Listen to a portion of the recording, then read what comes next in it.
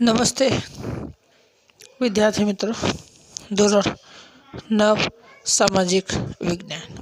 આપણે પ્રકરણ 6 એટલે કે 1945 પછીનું વિશ્વ એનો આપણે અભ્યાસ કરવાનો છે. તો આજે આપણે પ્રશ્ન જોવાનો છે ક્યુબાની કટોકટી. પરીક્ષાની અંદર આ મોસ્ટ આઈએમપી છે, તૈયાર કરવાનો છે. 3 ગુણમાં પરીક્ષામાં વારંવાર આ પ્રશ્ન પૂછાતો હોય છે, બરાબર છે. તો ક્યુબાની કટોકટી. ક્યુબા એ સમયની અંદર સામ્યવાદી વિચારસરણી ધરાવનારો દેશ હતો, એટલા માટે ત્યાં આગળ સામ્યવાદી સત્તા સ્થાપી હતી. જેમ લોકશાહી શાસન પદ્ધતિ હોય એમ ત્યાં સામ્યવાદી શાસન પદ્ધતિ છે, અને એના કારણે સામ્યવાદી પદ્ધતિ હોવાને કારણે એ રશિયાનો એટલે કે સોવિયત યુનિયનનો ખાસ મિત્ર દેશ પણ છે. જોઈએ આપણે ઈસવીસન 1961-62 દરમિયાન અમેરિકાએ સામ્યવાદી શાસન પ્રથા ધરાવતા ક્યુબાની નાકાબંધી કરી. વિદ્યાર્થી મિત્રો ધ્યાન આપો કે 1961 અને 62ના સમયગાળા દરમિયાન અમેરિકાએ આજે સામ્યવાદી શાસન પદ્ધતિ ધરાવનારો જે દેશ હતો ક્યુબા, એની નાકાબંધી કરી. નાકાબંધી કરી એટલે કે ક્યુબાને ચારે બાજુથી શું કરી લીધો? ઘેરી લેવામાં આવ્યો, ચારે બાજુથી. એનું કારણ એ હતું અમેરિકા એ લોકશાહી શાસન પદ્ધતિ ધરાવનારો દેશ હતો, જ્યારે ક્યુબા એ સામ્યવાદી, અને એટલા માટે અમેરિકાએ ક્યુબાની નાકાબંધી કરી, ચારે બાજુ ક્યુબાને ઘેરી લીધું. અને એ સમયમાં અમેરિકા એ શક્તિશાળી દેશ હતો. અમેરિકાના આક્રમણના ભયથી ક્યુબાની રક્ષણ કરવા માટે સોવિયત યુનિયને પરમાણુ શસ્ત્રોથી સજ્જ મિસાઇલવાળા વહાણ કેરેબિયન સમુદ્રમાં મોકલ્યા. વિદ્યાર્થી મિત્રો ધ્યાન આપો કે ક્યુબા એ સોવિયત યુનિયન એટલે કે રશિયા એનું ખાસ મિત્ર હતો. જ્યારે અમેરિકાના આક્રમણના ભયથી સોવિયત યુનિયને ક્યુબાના રક્ષણ માટે પરમાણુ શસ્ત્રોથી સજ્જ થયેલા જે વહાણો, જે જહાજો, જે સ્ટીમરો હતા એ ત્યાં આગળ કેરેબિયન સમુદ્રમાં મોકલ્યા, જેથી કરીને ક્યુબાનું રક્ષણ કરી શકાય. કારણ કે ક્યુબા એ રશિયાનું એટલે કે સોવિયત યુનિયનનું ખાસ મિત્ર હતું. એના ઉપર અમેરિકાના આક્રમણનો ભય ઊભો થયો, એટલા માટે રશિયાએ એટલે કે સોવિયત યુનિયને ક્યુબાના રક્ષણ માટે પરમાણુ શસ્ત્રથી સજ્જ થયેલા જે વહાણો હતા એ વહાણો કેરેબિયન સમુદ્રમાં મોકલ્યા હતા. આમ બંને મહાસત્તાઓએ એકબીજાને પરમાણુ શસ્ત્રોનો ઉપયોગ કરવાની ધમકી આપી. તમે ધ્યાન આપો, આમ બંને મહાસત્તાઓ આમને સામને આવી ગઈ. એક બાજુ અમેરિકા તો એક બાજુમાં રશિયા એટલે કે સોવિયત યુનિયન. બંને એકબીજા ઉપર પરમાણુ શસ્ત્રો વાપરવાની શું આપી? ધમકી આપી. બંને દેશો, કારણ કે બંને દેશો પરમાણુ શસ્ત્રો ધરાવનારા દેશો હતા, એકબીજાથી ચડિયાતા દેશો હતા, અને એટલા માટે બંને એકબીજા ઉપર પરમાણુ શસ્ત્રોનો ઉપયોગ કરવાની શું આપી? ધમકી આપી. વિશ્વમાં પરમાણુ યુદ્ધથી પરિસ્થિતિ જે ઊભી થઈ, અંતે અમેરિકા અને સોવિયત યુનિયનના વડાઓએ સૌ પ્રથમવાર હોટલાઇન પર વાતચીત કરી. તો આમ વિશ્વની અંદર પરમાણુ યુદ્ધની પરિસ્થિતિ ઊભી થઈ, કારણ કે બંને મહાસત્તાઓ આમને સામને આવી ગઈ. એક બાજુ અમેરિકા હતું તો એક બાજુમાં સોવિયત યુનિયન એટલે કે રશિયા. બંને એકબીજા ઉપર પરમાણુ શસ્ત્રો વાપરવાની ધમકી આપી, અને આખા વિશ્વ ઉપર ફરીથી પરમાણુ યુદ્ધની પરિસ્થિતિ નિર્માણ ઊભી થઈ. અને આ કપરી પરિસ્થિતિની અંદર સૌ પ્રથમવાર હોટલાઇન ઉપર સોવિયત યુનિયન અને અમેરિકાના જે વડાઓ હતા બંને વચ્ચે વાત થઈ, ચર્ચા થઈ, અને જેથી સોવિયત યુનિયને પોતાના વહાણ પાછા વાળ્યા અને બંને મહાસત્તાઓ વચ્ચે યુદ્ધની ઘટના ટળી ગઈ. તો ધ્યાન આપો, જ્યારે બંને દેશો વચ્ચેના જે વડાઓ હતા એમના વચ્ચે હોટલાઇન પર વાટાઘાટો થઈ, વાતચીત થઈ, અને ત્યારબાદ સોવિયત યુનિયને પોતાના જે વહાણો હતા એ પાછા વાળી દીધા, અને આ મહાસત્તાઓ વચ્ચે યુદ્ધની ઘટના ટળી ગઈ હતી. તો હંમેશા ધ્યાન આપો કે જ્યારે અમેરિકાએ ક્યુબાની નાકાબંધી કરી અને ત્યારે રશિયાએ ક્યુબાના રક્ષણ માટે પરમાણુ શસ્ત્રોથી સજ્જ થયેલા વહાણો કેરેબિયન સમુદ્રમાં મોકલ્યા, અને અમેરિકા અને રશિયા બંને આમને સામને આવી ગયા. બંને એકબીજા ઉપર પરમાણુ શસ્ત્રો વાપરવાની ધમકી પણ આપી. પણ આવી સ્થિતિની અંદર અમેરિકા અને રશિયા એટલે કે સોવિયત યુનિયનના જે વડાઓ હતા, બંને દેશોના વડાઓ વચ્ચે હોટલાઇન પર વાટાઘાટો થઈ, વાતચીત થઈ, અને સમાધાન થયું, અને અંતે રશિયાએ પોતાના વહાણો પાછા વાળી દીધા, અને યુદ્ધની ઘટના શું થઈ ગઈ? ટળી ગયેલી આપણને જોવા મળી રહી છે. આ ઘટનાને ક્યુબાની કટોકટી તરીકે ઓળખવામાં આવે છે. તો આજે આ ઘટના જે નિર્માણ પામી એને ક્યુબાની કટોકટી. પરીક્ષા પ્રશ્ન વારંવાર પૂછાય છે કે ક્યુબાની કટોકટી વિશે ટૂંકમાં માહિતી આપો. તો યાદ રાખજો, તો આ જે ઘટના જે નિર્માણ પામી એને ક્યુબાની કટોકટી તરીકે ઓળખવામાં આવે છે. અને ક્યુબાની કટોકટીની ઘટના વેળા બંને મહાસત્તાઓએ સંદેશાની આપ-લે કરી. બંને મહાસત્તાઓ વચ્ચે ગેરસમજ પણ દૂર થઈ. તો જે રીતે ક્યુબાની જે કટોકટીની જે ઘટના બની, પણ આ ઘટનાની અંદર એક સારી બાબત એ થઈ કે બંને મહાસત્તાઓ વચ્ચે એટલે કે અમેરિકા અને સોવિયત યુનિયન વચ્ચે સંદેશાની આપ-લે થઈ. એકબીજાના સંદેશો પહોંચાડવામાં આવ્યા. બંને મહાસત્તાઓ વચ્ચે જે ગેરસમજ હતી એ ગેરસમજ પણ શું થઈ? દૂર થઈ. તો પરિસ્થિતિ એવી નિર્માણ પામી કે બંને મહાસત્તાઓ વચ્ચે જે ગેરસમજ જે ઊભી થઈ હતી એ ગેરસમજો દૂર થઈ. જે સંદેશાઓની પણ શું થવા લાગી? આપ-લે થવા લાગેલી આપણને જોવા મળી રહી છે. આમ ક્યુબાની કટોકટી ઠંડા યુદ્ધના અંતનો આરંભ તરીકે ઓળખવામાં આવે છે. તો વિદ્યાર્થી મિત્રો ધ્યાન આપો કે આમ જે ક્યુબાની જે કટોકટી છે એ ઠંડા યુદ્ધના અંતનો આરંભ તરીકે ઓળખવામાં આવે છે. અને અહીંયાથી બંને મહાસત્તા વચ્ચે સંબંધોની અંદર સુધારો આવ્યો. સંદેશાની આપ-લે થઈ. બંને દેશો એકબીજાની નજીક આવ્યા. ગેરસમજો દૂર થઈ અને ધીરે ધીરે ઠંડા યુદ્ધના અંત તરફ આગળ વધ્યા. અને એટલા માટે ક્યુબાની કટોકટી ઠંડા યુદ્ધના અંતનો આરંભ તરીકે આજે આપણે ઓળખીએ છીએ. વિદ્યાર્થી મિત્રો, પરીક્ષામાં ખાલી જગ્યા પૂછાતી હોય છે. વારંવાર પરીક્ષામાં ખાલી જગ્યા આવતી જ હોય છે. તો આપણે યાદ રાખવાની છે કે ઠંડા યુદ્ધના અંતનો આરંભ કઈ કટોકટી છે? ક્યુબાની. તો યાદ રાખજો, ક્યુબાની કટોકટી એ ઠંડા યુદ્ધના અંતનો આરંભ છે. ખાલી જગ્યા એક વાક્ય એવું પૂછાય કે ક્યુબાની કટોકટી ઠંડા યુદ્ધનો અંતનો આરંભ કેમ કહેવામાં આવે? કે ક્યુબાની કટોકટી બાદ બંને મહાસત્તાઓ વચ્ચે સંદેશા વ્યવહાર થયા, ગેરસમજો દૂર થઈ અને ત્યાર પછી ઠંડા યુદ્ધ અંત તરફ આગળ વધ્યું. અને એટલા માટે ક્યુબાની કટોકટીને ઠંડા યુદ્ધનો અંતનો આરંભ કહીએ છીએ. આગળના પ્રશ્ન તરફ આગળ વધીએ. એશિયામાં સ્વતંત્ર રાષ્ટ્રોનો ઉદય. ધ્યાન આપો. બીજું વિશ્વયુદ્ધ એક મહાન વિનાશકારી હતું. કેટલાય લોકો મૃત્યુ પામ્યા, ઘાયલો થયા, આર્થિક રીતે નુકસાન પણ થયું. પણ આ જ બીજા વિશ્વયુદ્ધ સમયની અંદર કેટલાક દેશો માટે ફાયદાકારક પણ રહ્યું. કારણ કે બીજા વિશ્વયુદ્ધ દરમિયાન એશિયા અને આફ્રિકાના ખંડના કેટલાક દેશો સ્વતંત્ર થયા, આઝાદ થયા હતા. ત્યાં આગળ આઝાદી માટે ઘણા બધા આંદોલનો થઈ રહ્યા હતા અને એ આંદોલનની અંદર સફળ રહ્યા અને પોતાના દેશને આઝાદી આપવાનું કામ આ સ્વાતંત્ર્ય સેનાએ કર્યું.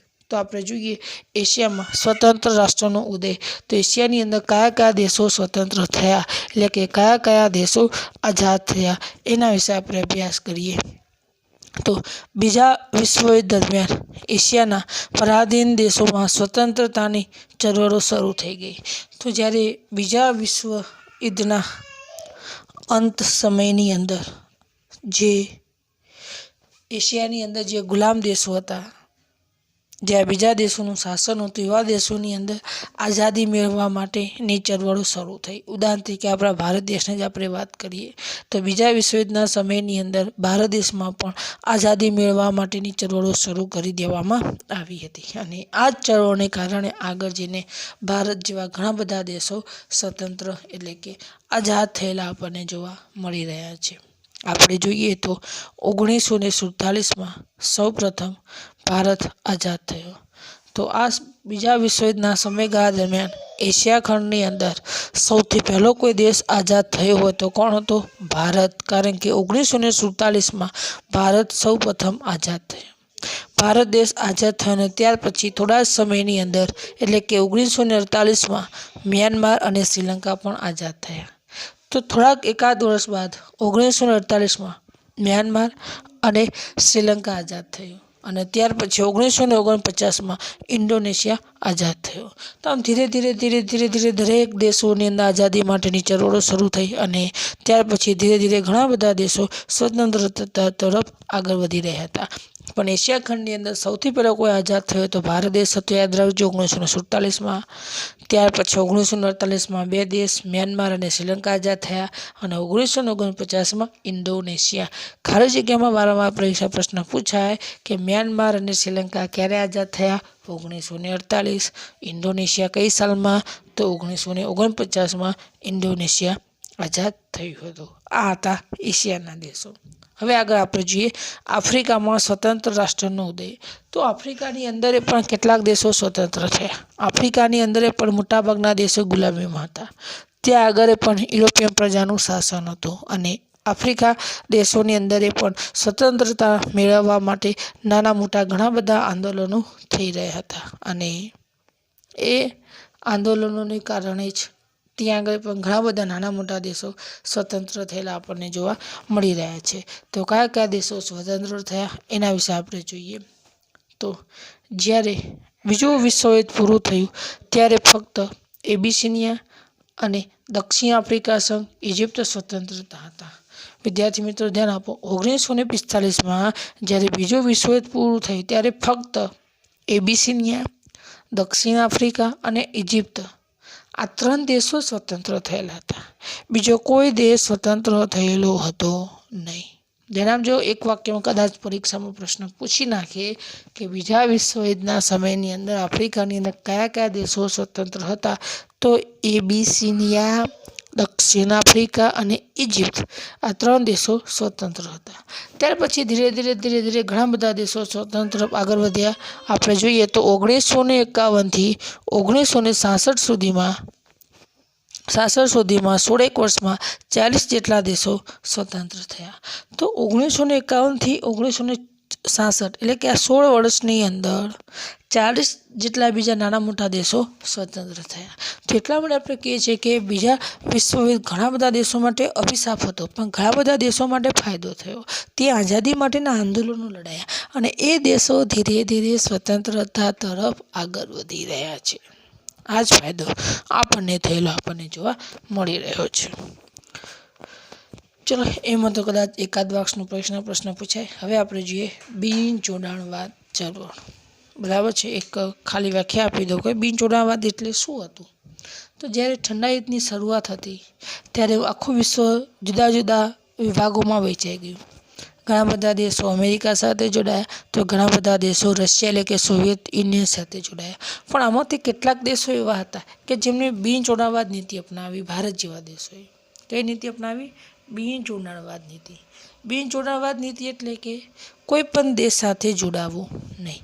ન તો અમેરિકા સાથે જોડાવું, ન તો રશિયા સાથે. બંને દેશો સાથે મિત્રતા રાખવી. એટલે કે કોઈ પણ દેશ સાથે એટલે કે કોઈ પણ લશ્કરી જૂથ અને સત્તા જૂથ સાથે ન જોડાવાની નીતિ એટલે કે બિન જોડાણવાદ. ભારત દેશ કોઈની સાથે નહોતો જોડાયો. આપણો દુશ્મન દેશ પાકિસ્તાન એ સમયમાં અમેરિકા સાથે જોડાઈ ગયો હતો પણ ભારત દેશ કોઈની સાથે નહોતો જોડાયો. કારણ કે આપણને ખબર હતી કે જો આપણે અમેરિકા સાથે જોડાઈએ તો રશિયા નારાજ થાય, રશિયા સાથે જોડાઈએ તો અમેરિકા નારાજ થાય. આપણે બંને દેશોની જરૂરિયાત હતી એટલા માટે આપણે આ બિન જોડાણવાદ નીતિનો આપણે સ્વીકાર કર્યો. તો જોઈએ આપણે બિન જોડાણવાદી ચળવળ. પરીક્ષામાં પ્રશ્ન પૂછાય કે બિન જોડાણવાદ એટલે શું? તો આપણે પહેલો મુદ્દો આપણે યાદ રાખવાનો છે. પરીક્ષામાં ખાસ પૂછાશે કે બિન જોડાણવાદ એટલે શું. બીજો કોઈ સવિસ્તારમાં નહીં પૂછાતો, ટૂંકું વધારે આ મુદ્દામાંથી પૂછાતું હોય તો યાદ રાખજો બિન જોડાણવાદી ચળવળ એટલે શું. તો આપણે જોઈએ કે બિન જોડાણવાદી ચળવળ એટલે શું. બીજા વિશ્વયુદ્ધ બાદ સ્વતંત્ર થયેલા કેટલાક નવોદિત રાષ્ટ્રોએ પરસ્પર વિરોધી 2 મહાસત્તાઓ અને લશ્કરી જૂથો સાથે ન જોડાયા. આ વિશ્વના કોઈ પણ સત્તા જૂથ કે લશ્કરી જૂથમાં નહીં જોડાયેલા રાષ્ટ્રએ અપનાવેલ વિદેશ નીતિને બિન જોડાણવાદ નીતિ કહે છે. તો વિદ્યાર્થી મિત્રો આપણે જોઈ ગયા કે જે રીતે બીજા વિશ્વયુદ્ધ બાદ જે સ્વતંત્ર એટલે કે જે આઝાદ થયેલા જે નવોદિત જે રાષ્ટ્રો હતા એમણે કોઈ પણ 2 મહાસત્તાઓ સાથે અને લશ્કરી જૂથો સાથે ન જોડાયા. કારણ કે એ સમયમાં આખું વિશ્વ 2 ભાગની વિભાજિત થઈ ગયું હતું, અમેરિકા અને રશિયા. તો આ બંને મહાસત્તાઓ સાથે ન જોડાયા અને આમ વિશ્વના કોઈ પણ સત્તા જૂથ કે કોઈ પણ લશ્કરી જૂથ સાથે ન જોડાવાની વિદેશ નીતિને આપણે બિન જોડાણવાદ નીતિ તરીકે આપણે ઓળખીએ છીએ. પરીક્ષામાં પ્રશ્ન પૂછાશે કે બિન જોડાણવાદ ચળવળ એટલે શું. તો આપણે લખવાનું કે બીજા વિશ્વયુદ્ધ બાદ સ્વતંત્ર થયેલા કેટલાક નવોદિત રાષ્ટ્રોએ બે વિરોધી મહાસત્તાઓને લશ્કરી જૂથો સાથે ન જોડાયા અને આમ વિશ્વના કોઈ પણ સત્તા જૂથ કે કોઈ પણ લશ્કરી જૂથ સાથે ન જોડાવાની વિદેશ નીતિને આપણે બિનજોડાણવાદ નીતિ તરીકે આપણે ઓળખીએ છીએ. આગળ આપણે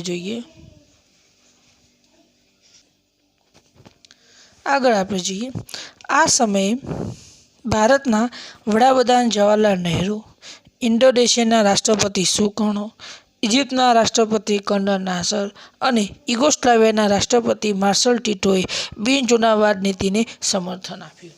તો એ સમયમાં જ્યારે બિનજોડાણવાદ નીતિ અમલમાં મૂકવામાં આવી, એટલે કે કોઈ પણ સત્તા જૂથ કે કોઈ પણ લશ્કરી જૂથ સાથે ન જોડાવાની નીતિ, એટલે કે બિનજોડાણવાદ. તો કેટલાક નવોદિત દેશોએ બિનજોડાણવાદ નીતિ સ્વીકારી, જેનાની અંદર એક તો આપણા ભારત દેશના પ્રથમ વડાપ્રધાન જવાહરલાલ નહેરુ, ત્યાર પછી જે ઇન્ડોનેશિયાના રાષ્ટ્રપતિ હતા સુકર્ણો, ઇજિપ્તના રાષ્ટ્રપતિ હતા કંડર નાસર અને યુગોસ્લાવિયાના રાષ્ટ્રપતિ હતા માર્શલ ટીટો. આ દેશોએ બિનજોડાણવાદ નીતિનો શું કર્યો? સ્વીકાર કર્યો. આમણે કોઈ પણ સત્તા જૂથ કે કોઈ પણ લશ્કરી જૂથ સાથે જોડાયા નહીં. એમણે બિનજોડાણવાદ નીતિ સ્વીકારી. એમને કોઈ પણ દેશ સાથે ન જોડાયા. ઇન્ડોનેશિયાના બાન્ડુંગ શહેરમાં 1955માં બાન્ડુંગ પરિષદ યોજાઈ, જેમાં એશિયાના 23 અને આફ્રિકાના 6 દેશોના પ્રતિનિધિઓએ હાજરી આપી. પરીક્ષામાં ખાલી જગ્યામાં પ્રશ્ન પૂછાય કે બાન્ડુંગ પરિષદ ક્યારે યોજાઈ હતી? 1955માં. તો જે ઇન્ડોનેશિયા જે દેશ છે, આ ઇન્ડોનેશિયાની અંદર જે બાન્ડુંગ શહેર આવેલું છે અને આ બાન્ડુંગ શહેરમાં 1955માં એક પરિષદ યોજાઈ અને એ પરિષદને બાન્ડુંગ પરિષદ તરીકે યોજવામાં આવે, જેમાં જુદા જુદા દેશોએ પોતાનું પ્રતિનિધિત્વ કર્યું હતું. જેમાં એશિયાના 23 દેશો હતા અને આફ્રિકાના 6 જેટલા દેશો પોતાનું પ્રતિનિધિત્વ કર્યું હતું. આ બાન્ડુંગ પરિષદનો ઉદ્દેશ્ય એ જ હતો કે આ બિનજોડાણવાદ નીતિનો સ્વીકાર કરવો, જેથી કરીને આખું વિશ્વ બે વિભાગની અંદર વિભાજિત થતું અટકે. પણ આમાંથી એક જ પ્રશ્ન ખાલી જગ્યા જ પૂછાય, બીજું કંઈ ન પૂછાય. પરીક્ષામાં પ્રશ્ન પૂછાય કે બાન્ડુંગ પરિષદ કઈ સાલમાં યોજાઈ હતી? 1955. બસ, બીજું કંઈ જ નહીં આવે. બાન્ડુંગ પરિષદ કઈ સાલમાં? 1955માં બાન્ડુંગ પરિષદ યોજાઈ હતી. ઓકે, 1955માં બાન્ડુંગ પરિષદ યોજાઈ હતી. આગળ જોઈએ આપણે. ઈસવીસન 1961માં બેલગ્રેડ ખાતે યોજાયેલ પરિષદમાં વિધિસર રીતે બિનજોડાણવાદ આંદોલન, એટલે કે નોન અલાઇનમેન્ટ મૂવમેન્ટ સંસ્થાની સ્થાપના કરી. તો આમ અંતે ઈસવીસન 1961માં બેલગ્રેડ ખાતે જે પરિષદ યોજાઈ અને આ પરિષદમાં કાયદેસર રીતે, એટલે કે વિધિસર રીતે બિનજોડાણવાદી આંદોલન નામની સંસ્થાની સ્થાપના કરી. એટલે કે બિનજોડાણવાદ સંસ્થાની શું કરવામાં આવી? સ્થાપના કરવામાં આવી. વિશ્વની અંદર ઘણા બધા દેશોએ બિનજોડાણવાદ નીતિનો પણ સ્વીકાર કર્યો હતો. બિનજોડાણવાદ એટલે કે કોઈ પણ સત્તા જૂથ કે કોઈ પણ લશ્કરી જૂથ સાથે ન જોડાવાની નીતિ. પરીક્ષામાં પ્રશ્ન પૂછાય કે નેમ અથવા તો નોન અલાઇનમેન્ટ મૂવમેન્ટ, એટલે કે બિનજોડાણવાદ નીતિની સ્થાપના ક્યારે કરવામાં આવી હતી? તો યાદ રાખજો, ઈસવીસન 1961માં બેલગ્રેડ ખાતે. એક જ વાક્ય યાદ રાખવાનું છે, ઈસવીસન 1961માં બેલગ્રેડ ખાતે. હંમેશા બાબત યાદ રાખવાની છે, 1961માં બેલગ્રેડ ખાતે જે પરિષદ યોજાઈ એમાં બિનજોડાણવાદી નામની જે સંસ્થા છે, આ સંસ્થાની સ્થાપના કરવામાં આવી હતી. ભારતના પ્રથમ વડાપ્રધાન પંડિત જવાહરલાલ નહેરુના નેતૃત્વ હેઠળ ભારતે બિનજોડાણવાદી વિદેશ નીતિ અપનાવી. તો જ્યારે 1961માં બેલગ્રેડ ખાતે બિનજોડાણવાદી નામની જે સંસ્થાની સ્થાપના થઈ અને ત્યારબાદ ભારત દેશના જે પ્રથમ વડાપ્રધાન હતા પંડિત જવાહરલાલ નહેરુ, અને એમણે આ બિનજોડાણવાદ નીતિનો સ્વીકાર કર્યો. પરીક્ષામાં એક ગુણમાં પ્રશ્ન પૂછાય છે કે ભારતે, યાદ રાખજો ખાસ, ભારતે બિનજોડાણવાદ નીતિ કોના નેતૃત્વ હેઠળ સ્વીકારી હતી? તો ભારતે બિનજોડાણવાદ નીતિ પંડિત જવાહરલાલ નહેરુના નેતૃત્વમાં સ્વીકારી હતી. તો યાદ રાખજો, પંડિત જવાહરલાલ નહેરુના નેતૃત્વમાં સ્વીકારી હતી. પરીક્ષા વારંવાર પ્રશ્નો પૂછાય કે પંડિત જવાહરલાલ નહેરુના નેતૃત્વમાં બિનજોડાવાદ નીતિ સ્વીકારી હતી. બિનજોડાવાદ નીતિ વિશે નહેરુ માનતા હતા કે કોઈ પણ સત્તા જૂથ કે લશ્કરી જૂથમાં જોડાવાને બદલે તટસ્થ રહેવાથી રાષ્ટ્રીય હિતોનું વધારે સારી રીતે રક્ષણ થઈ શકશે. તો એ વખત જે આપણા જે વડાપ્રધાન હતા પંડિત જવાહરલાલ નહેરુ એવું માનતા હતા કે કોઈ પણ સત્તા જૂથ હોય, કોઈ પણ લશ્કરી જૂથ હોય, પછી રશિયા હોય કે પછી અમેરિકા હોય, કોઈ પણ જૂથમાં જોડાવાને બદલે તટસ્થ રહેવાથી આપણે રાષ્ટ્રીય હિતોને વધારે રક્ષણ કરી શકીશું, વધારે રાષ્ટ્રીય હિત જાળવી શકીશું, જેથી કરીને બંને દેશો સાથે આપણે મિત્રતા રાખી શકીશું. બિનજોડાવાદ નીતિ સ્વીકારીશું તો આપણાથી રશિયા પણ નારાજ નહીં થાય કે પછી અમેરિકા પણ નહીં થાય. એક ગુણમાં આ પણ પૂછાય કે બિનજોડાવાદ વિશે જવાહરલાલ નહેરુ શું માનતા હતા? તો કોઈ પણ સત્તા જૂથ કે કોઈ પણ લશ્કરી જૂથ સાથે ન જોડાવાને બદલે તટસ્થ રહેવાથી પોતાના દેશનું રાષ્ટ્રીય હિત વધારે સારી રીતે જળવાઈ શકીશું. તો આવું જે પંડિત જવાહરલાલ નહેરુ માનતા હતા અને એટલા જ માટે આપણે પંડિત જવાહરલાલ નહેરુના નેતૃત્વમાં આપણે આ બિનજોડાવાદ નીતિનો આપણે સ્વીકાર કર્યો હતો.